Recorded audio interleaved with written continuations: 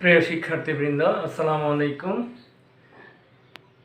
শিক্ষার্থীবৃন্দ, বিগত ক্লাসের ধারাবাহিকতায় আজকে আমি তোমাদের সাথে তথ্য যোগাযোগ প্রযুক্তি বিষয়ের যে টপিকটা নিয়ে আলোচনা করব সেটা হচ্ছে সংখ্যা পদ্ধতির রূপান্তর। বিগত ক্লাসে আমরা সংখ্যা পদ্ধতি কি, সংখ্যা পদ্ধতির কত প্রকার ও কী কী, সংখ্যা পদ্ধতির ভিত্তি কি, তারপর সংখ্যা পদ্ধতির কিভাবে সংখ্যা পদ্ধতি, কোন সংখ্যা পদ্ধতির সংখ্যা শনাক্ত করা বা চেনা নির্ণয় করা, এগুলো আমরা আলোচনা করছিলাম। প্রিয় শিক্ষার্থীবৃন্দ, তো আমরা বিগত ক্লাসে সংখ্যা পদ্ধতি, পজিশনাল সংখ্যা পদ্ধতি 4 প্রকার আমরা পড়িয়েছিলাম, আমরা আলোচনা করেছিলাম। আজকে আমরা আলোচনা করব যে 4 প্রকার সংখ্যা পদ্ধতির মধ্যে কোনো একটি সংখ্যা পদ্ধতির কোনো একটা সংখ্যাকে কিভাবে অন্য সংখ্যায় রূপান্তর করা যায়। অর্থাৎ যে বিগত ক্লাসে আমরা পড়ছিলাম যে দশমিক সংখ্যা পদ্ধতি কি, তারপরে বাইনারি সংখ্যা পদ্ধতি কি, তারপরে হেক্সাডেসিমাল সংখ্যা পদ্ধতি কি, অক্টাল সংখ্যা পদ্ধতি কি, এগুলো আজকে আমরা আলোচনা করব যে দশমিক সংখ্যা পদ্ধতি থেকে, অর্থাৎ একটি দশমিক সংখ্যাকে কিভাবে বাইনারি সংখ্যায় রূপান্তর করা যায়, কিংবা অক্টালে রূপান্তর করা যায়, কিংবা হেক্সাডেসিমালে রূপান্তর করা যায়, এরকম। অর্থাৎ তাইলে আমরা 4 প্রকার সংখ্যা পদ্ধতির যে কোনো সংখ্যাকে আমরা অন্য যে কোনো সংখ্যায় রূপান্তর করতে পারি। তাহলে দশমিক সংখ্যাকে যদি আমরা রূপান্তর করতে চাই তাহলে নিতে পারবো বাইনারিতে, অক্টালে, হেক্সাডেসিমালে। আবার বাইনারিকে রূপান্তর করে আমরা নিতে পারবো দশমিকে, তারপরে অক্টালে, হেক্সাডেসিমালে। আবার অক্টালকে আমরা নিতে পারবো বাইনারিতে, দশমিকে, হেক্সাডেসিমালে। হেক্সাডেসিমালকে নিতে পারবো আমরা দশমিক, বাইনারি, অক্টালে। এভাবে আমরা আবার হেক্সাডেসিমালকে আমরা কি দশমিক, বাইনারি এবং অক্টাল নিতে পারবো। এভাবে আমরা সর্বমোট 12টি রূপান্তর আমরা করতে পারি। তাহলে আমরা পর্যায়ক্রমে 12টি রূপান্তর শিখব। আজকে আমরা তোমাদের সাথে যে বিষয়টি নিয়ে আলোচনা করব, কিভাবে দশমিক সংখ্যাকে বাইনারি, অক্টাল এবং হেক্সাডেসিমাল সংখ্যায় রূপান্তর করা যায়। প্রিয় শিক্ষার্থীবৃন্দ, তো ধরো 4, 7 এটি একটি দশমিক সংখ্যা। তাহলে এটাকে আমরা কিভাবে বাইনারিতে নিতে পারি, কিভাবে অক্টালে নিতে পারি, কিভাবে হেক্সাডেসিমালে নিতে পারি, এই নিয়ে আলোচনা করব। তাহলে এই রূপান্তর দশমিক সংখ্যাকে বাইনারি, অক্টাল, হেক্সাডেসিমালে, কিংবা বাইনারিকে অক্টাল, হেক্সাডেসিমাল এবং দশমিকে, কিংবা অক্টালকে হেক্সাডেসিমাল, বাইনারি এবং দশমিকে রূপান্তর করার পূর্বে আমি একটু কথা বলবো যে আগে আমরা শিখছিলাম যে সংখ্যা পদ্ধতি প্রধানত ছিল 2 প্রকার। একটা ছিল পজিশনাল আর একটা ছিল নন পজিশনাল। এরপরে আমরা পজিশনাল সংখ্যা পদ্ধতি প্রকারভেদ পড়াইতে গিয়ে বলছিলাম যে পজিশনাল সংখ্যা পদ্ধতি 4 প্রকার: দশমিক, বাইনারি, অক্টাল, হেক্সাডেসিমাল। আজকে রূপান্তর শিখানোর প্রাক্কালে, পূর্ব মুহূর্তে আমি একটা কথা বলবো, সেটা হচ্ছে প্রত্যেকটা পজিশনাল সংখ্যা পদ্ধতি আবার 2 প্রকার। যথা একটা হচ্ছে পূর্ণ সংখ্যা বা ইন্টিজার নাম্বার। প্রত্যেকটা পজিশনাল সংখ্যা পদ্ধতি কত প্রকার? 2 প্রকার। একটা হচ্ছে কি পূর্ণ সংখ্যা বা ইন্টিজার নাম্বার,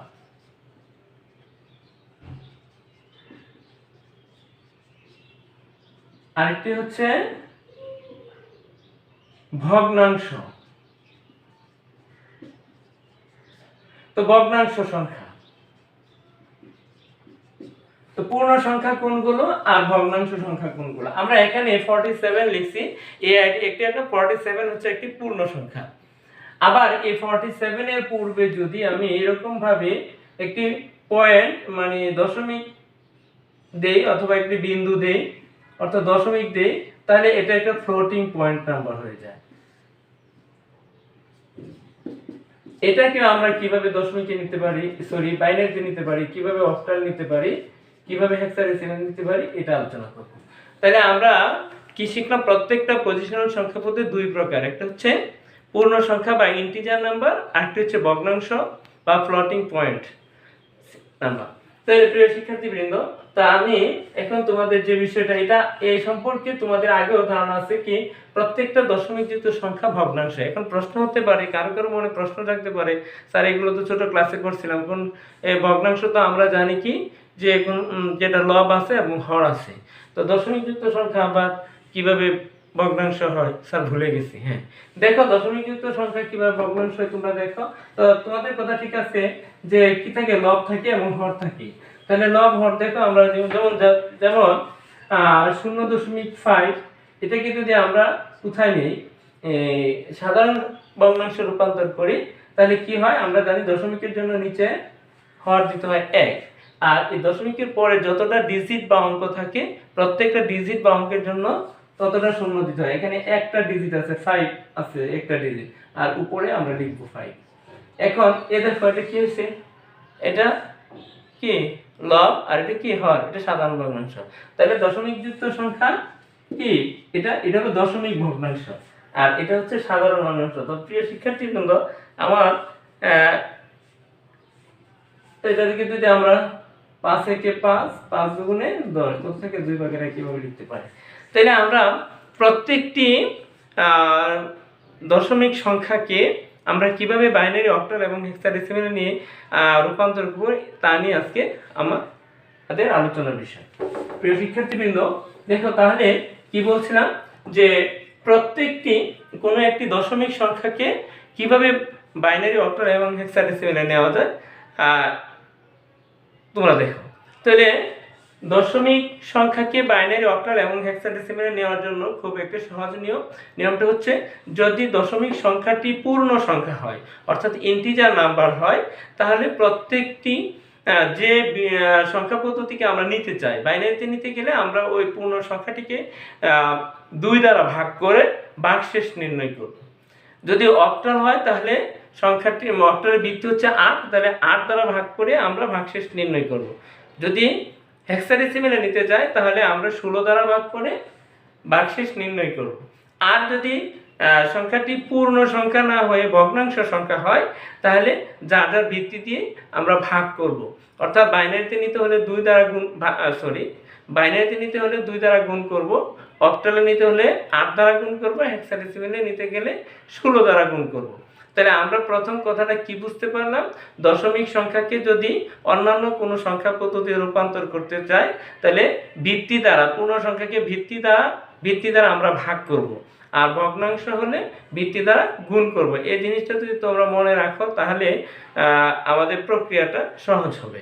প্রিয় শিক্ষার্থীবৃন্দ, আমি আবারও বলছি, দশমিক সংখ্যাকে আমরা যদি অক্টাল, হেক্সাডেসিমাল এবং বাইনারি সংখ্যায় নিতে চাই তাহলে পূর্ণ সংখ্যাকে যার যার ভিত্তি দ্বারা ভাগ করে ভাগশেষ নির্ণয় করতে হবে, আর ভগ্নাংশ হলে ভিত্তি দ্বারা গুণ করে আমরা পূর্ণ সংখ্যা যেটা আসবে সেটা নিয়ে আমরা সংখ্যা নির্ণয় করতে পারি। তো দেখো, তাহলে আমরা যদি একটি সংখ্যা করি তাহলে ক্লিয়ার হয়ে যাবে।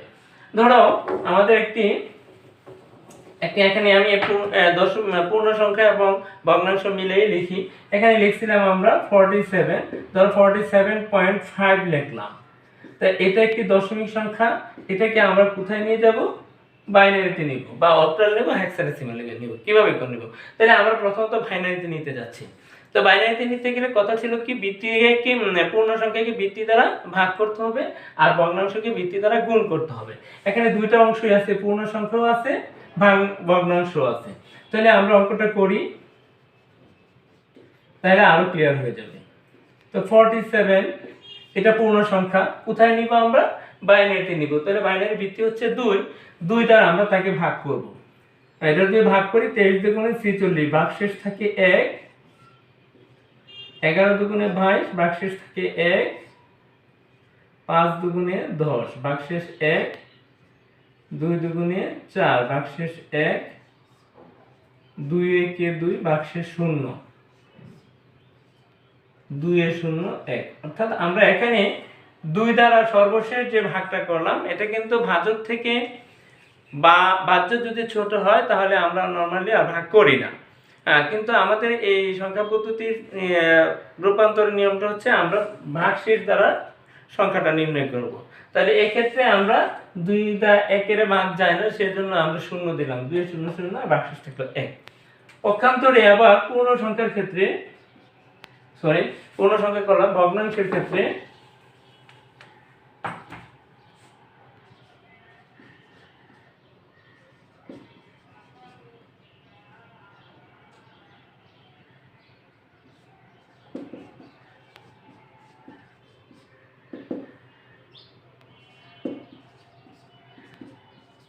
বলছিলাম ভগ্নাংশ হলে ভিত্তি দ্বারা গুণ করতে হবে, তাহলে এই 5 5 হচ্ছে ভগ্নাংশ, তাহলে এই 5 এর আমরা 2 দ্বারা গুণ করব। এখানে 5 এর 2 দ্বারা গুণ করলে 5 দুগুণে 10, কয় ঘর পরে দশমিক, এক ঘর পরে দশমিক। তাহলে দেখো একবার গুণ করার পরে দশমিকের পরে 0 হয়ে গেছে, তাহলে আর গুণ করার প্রয়োজন নেই। তাহলে আমরা অর্থাৎ টার্গেট ছিল f5টাকে কিভাবে আমরা পূর্ণ সংখ্যা রূপান্তর করে নিয়ে আসবো। এখন তোমাদের একটা প্রশ্ন হতে পারে, স্যার যদি আমাদের এখানে তো একবার গুণ করার পরে দশমিকের পরে 0 হয়ে গেছে, আর আমরা করার প্রয়োজন নেই, কিন্তু না যদি হতো, 0 যদি না হতো তাহলে কি করতাম? হ্যাঁ, 0 যদি না হতো, প্রথমবার গুণ করার পরে 0 হয় না, দ্বিতীয়বার গুণ করব 0 হয় না, তৃতীয়বার গুণ করলেও যদি 0 না হয় তাহলে আমরা ওই ডট ডট দিয়ে রাখবো, যেমন পূর্ণপূর্ণিক আমরা দিতাম আবৃত্ত দশমিক লিখতাম ওই রকম ভাবে। তাহলে কি 3 বার মিনিমাম, তাহলে যদি না মিলে তাহলে মিনিমাম কয়বার গুণ করতে হবে? 3 বার গুণ করতে হবে। তাহলে আমি আরেকটি সংখ্যা পরে করাইলে আরো ক্লিয়ার হয়ে যাবে। তাহলে এটা রেজাল্টটা কিভাবে লিখবে? রেজাল্টটা আমাদের ছিল কত? 47.5। এটা ছিল আমার কি একটি দশমিক সংখ্যা, তাহলে আমাকে লিখতে হবে বাইনারি মান। তাহলে এই পূর্ণ সংখ্যার ক্ষেত্রে মানটা লিখতে হবে নিচের দিক থেকে, 1 0 কত 1 0 1 1 1 চারটা 1 না, তাহলে 1 0 1 1 1। এরপরে দশমিক, আমরা দশমিকটা দিলাম দশমিকের 5 এর মান হচ্ছে কত? 1। এই হচ্ছে বাইনারি। তাহলে ছিল দশমিক সংখ্যা, দশমিক সংখ্যাকে আমরা পূর্ণ সংখ্যাটাকে আমরা কি করছি? ভিত্তি বাইনারি নেওয়ার জন্য 2 দ্বারা ভাগ করছি, ভাগ করে ভাগশেষ নির্ণয় করছি, আর পূর্ণ সংখ্যাকে 2 দ্বারা গুণ করে পূর্ণ সংখ্যায় রূপান্তর করছি।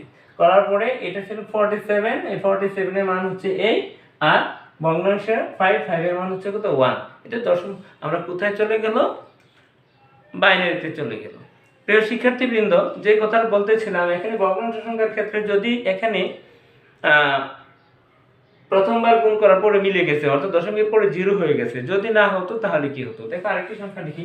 ধরো সাপোজ এটা দশমিক 47.23 একটি সংখ্যা, এটাকে আমাকে বললো কোথায়?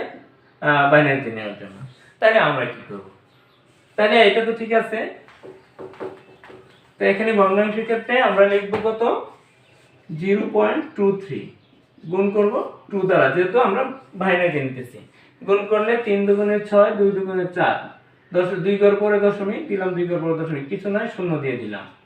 2 6 দুগুণে 12, 2 হাতে 1, 4 দুগুণে 8 আর 1 9, এবারও কিছু নাই, শূন্য। 2 দুগুণে 4, 9 দুগুণে 18, 2 ঘর পরে দশমিক। স্যার এখন প্রথমবার গুণ করার পরে দশমিকের পরে 0 হয় না, দ্বিতীয়বার গুণ করলাম দশমিকের পরে 0 হয় না, তৃতীয়বার গুণ করার পরেও হয় নাই, তাহলে কখন যে হবে এটা এখন আমরা বলতে পারতেছি না, অনেকবার করতে হতে পারে।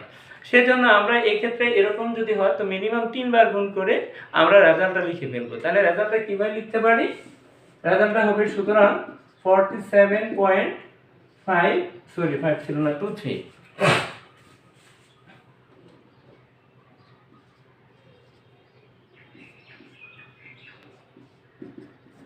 তো 47 মান হলো 10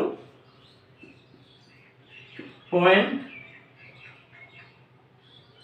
তো এটা লিখতে হবে উপর থেকে 001। এবার যেহেতু দশমিকের পরে কি হয় না, 0 হয় না, অর্থাৎ তাহলে আরো গুণ করলে আরো এরকম পূর্ণ সংখ্যা পাওয়া যাবে। সেক্ষেত্রে আমরা এখানে ডট ডট ডট চিহ্ন দিয়ে তারপর আনসারটা লিখবো। এই ডট ডট দ্বারা বোঝায় কি আরো কি ডিজিট হবে অসংখ্য। এর হলো আমরা কোন একটি ভগ্নাংশ দশমিক সংখ্যাকে কিভাবে বাইনারিতে নিতে পারি। প্রিয় শিক্ষার্থীবৃন্দ, যদি এই সংখ্যাটিকে যদি এখন আমরা বাইনারিতে না নিয়ে অক্টালে নিতাম, তাহলে এখানে 2 এর পরিবর্তে 8 দ্বারা ভাগ করলাম বলে, আর এই ক্ষেত্রে 2 এর পরিবর্তে 8 দ্বারা গুণ করে একই সিস্টেমে রেজাল্ট লিখতাম। অনুরূপভাবে যদি এটা এই দশমিক সংখ্যাটাকে যদি আমরা হেক্সাডেসিমালে নিতাম, তাহলে এখানে 16 দ্বারা ভাগ করলাম বলে, আর এই ক্ষেত্রে এখানে 16 দ্বারা গুণ করে একই সিস্টেমে রেজাল্টটা লিখতাম। এ হচ্ছে আমাদের দশমিক সংখ্যাকে কিভাবে বাইনারি, অক্টাল এবং হেক্সাডেসিমালে নেওয়া যায়। প্রিয় শিক্ষার্থীবৃন্দ, হেক্সাডেসিমালের ক্ষেত্রে একটু ব্যতিক্রম আছে, কারণ আমরা জানি হেক্সাডেসিমালের ডিজিট হচ্ছে 16টি। কত? 0 1 2 3 4 5 6 7 8 9, তারপরে A B C D E F কখন আমাকে এ লিখতে হবে, কখন আমাকে বি লিখতে হবে, কখন সি লিখতে হবে, এই বিষয়টা আমরা একটু দেখাই দিই। প্রিয় শিক্ষার্থীবৃন্দ, এখন 16 দ্বারা তাহলে দশমিক সংখ্যাকে যদি আমরা হেক্সাডেসিমেলে নিতে চাই তাহলে আমাকে কি করতে হবে, পূর্ণ সংখ্যাকে 16 দ্বারা ভাগ করতে হবে আর ভগ্নাংশকে 16 দ্বারা গুণ করতে হবে। তাহলে কিভাবে, ধরো আমাদের এখানে একটি সংখ্যা হচ্ছে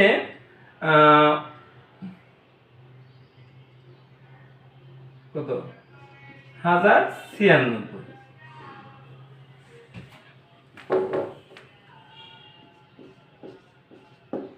0.25, এটাকে আমরা দশমিক আমরা নিয়ে যাব কোথায়, হেক্সাডেসিমাল। তো এখন আমরা তাহলে কি করব, তাহলে এটাকে আমাকে 16 দ্বারা ভাগ করতে হবে আর এটাকে আমাকে 16 দ্বারা গুণ করতে হবে।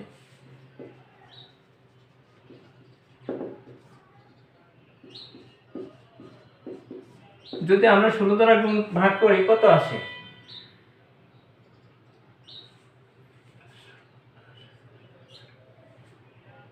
6 × 96 6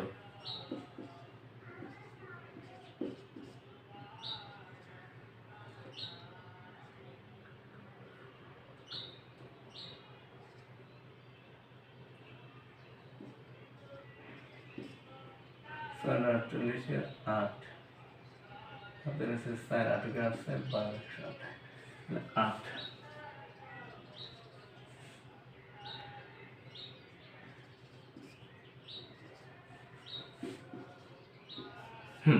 তাহলে আমরা 16 দ্বারা ভাগ করার পরে ভাগফল হলো কত 68 আর এখানে হলো কত ভাগশেষ হলো 8, আবার 16 দিয়ে 5 16 আসে 4 16 64 4, এখানে ভাগশেষ থাকে 4। শিক্ষার্থীবৃন্দ, এখানে যদি যেটা হলো আমরা করার ক্ষেত্রে হলো না, এখানে যদি 8 না হয়ে 10 হতো তাহলে আমরা 10 না লিখে লিখতাম হচ্ছে এ, যদি 11 হতো তাহলে আমরা লিখতাম বি, যদি 12 হতো আমরা লিখতাম সি, 13 হতো আমরা লিখলাম ডি, 14 যদি হতো তাহলে ই, আর 15 হলে ভাগশেষ এফ লিখতাম। অর্থাৎ তাহলে 16 দ্বারা ভাগ করলে ভাগশেষটা কত হতে পারে, ভাগশেষটা 0 থেকে 15 পর্যন্ত হতে পারে।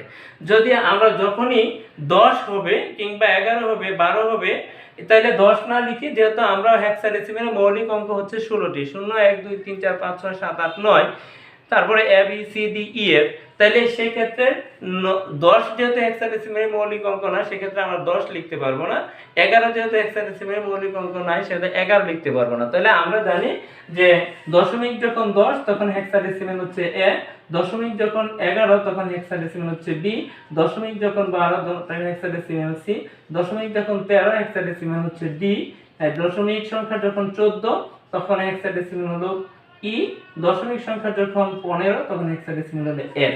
তাহলে আমার এখানে সাপোজ এই জায়গায় কোনো কারণে ভাগশেষ 4 না হয়ে হইলো তোমার 11 হইতো, তাহলে আমরা 11 লিখতে পারতাম না, কারণ হেক্সাডেসিমেল মৌলিক অঙ্ক ছিল কত 0 1 9, তারপরে হচ্ছে A B C D E F. তাহলে যেহেতু 11 নয় সেই ক্ষেত্রে আমরা তাহলে 11 পরিবর্তে কত লিখতে পারবো, এখানে আমরা বি লিখতাম, কত লিখতাম বি।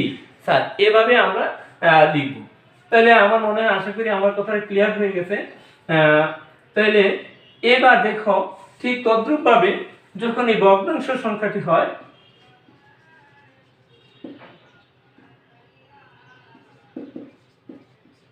তাহলে 16 দ্বারা গুণ করব, 16 দ্বারা গুণ করলে কত হয়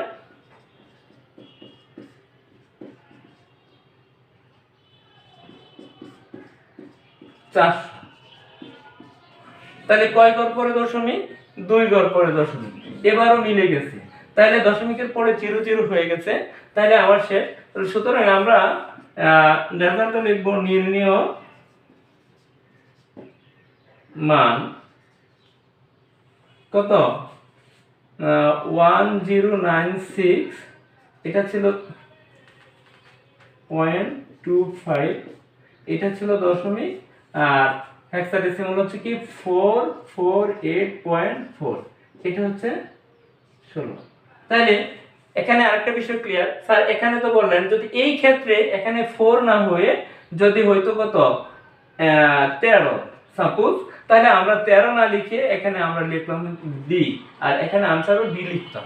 যদি এখানে 13 মানে 15 হইতো তাহলে আমরা লিখতাম, যদি এখানে যদি কোনো কারণে কত হইতো 15 হইতো, তাহলে আমরা এখানে লিখতাম কত 15 না লিখে এফ। তাহলে প্রিয় শিক্ষার্থীবৃন্দ, তো এই ছিল আমাদের আজকে দশমিক সংখ্যা, একটি দশমিক সংখ্যাকে কিভাবে বাইনারি, অক্টাল এবং হেক্সাডেসিমাল সংখ্যায় রূপান্তর করা যায়। আশা করি তোমরা এই বিষয়টা বুঝতে পারছো। তারপরেও যদি কোনো সমস্যা থেকে থাকে তোমরা আমার সাথে যোগাযোগ করবে, আমি তোমাদের সমাধান করার চেষ্টা করব। আর এই করোনার মধ্যে তোমরা সবাই যার যার অবস্থানে বাড়িতে থাকবে, বিশেষ প্রয়োজন ছাড়া বাড়ির বাইরে যাবে না। সবাই সুস্থ থাকো আর সবাই পড়ার টেবিলে থাকবে। এই প্রত্যাশা রেখে আজকে এখানে শেষ করছি। আগামী ক্লাসে আবারও দেখা হবে। আসসালামু আলাইকুম।